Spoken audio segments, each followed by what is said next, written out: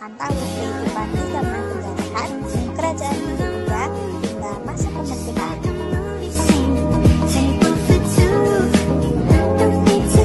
Jenis-jenis sumber sejarah dibagi menjadi dua. Yang pertama, sumber sejarah berdasarkan bentuknya dan sumber sejarah berdasarkan sifatnya.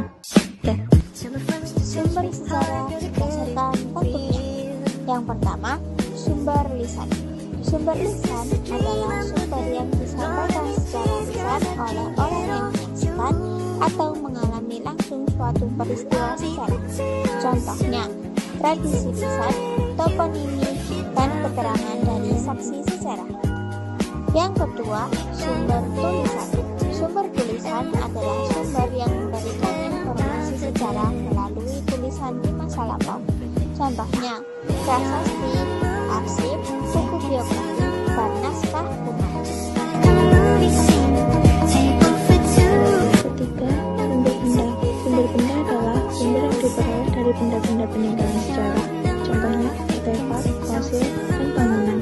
Keempat, sumber visual, audio, dan audio visual. Sumber visual adalah sesuatu yang bisa dilihat. Contohnya, lukisan, foto, dan peta. Sumber audio adalah rekaman suara yang dapat didengar dan berasal dari peristiwa di masa lalu. Contohnya, rekaman suara. Sumber audio visual adalah gabungan antara audio dan visual yang berbentuk suara dan menampilkan gambar serta suara.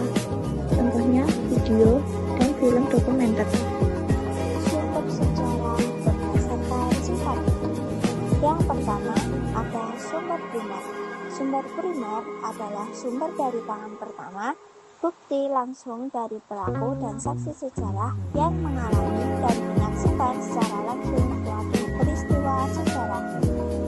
Sumber primer dapat berupa keterangan langsung dari pelaku dan saksi sejarah, arsip, dokumen asli, laporan, foto, benda peninggalan, dan artefak.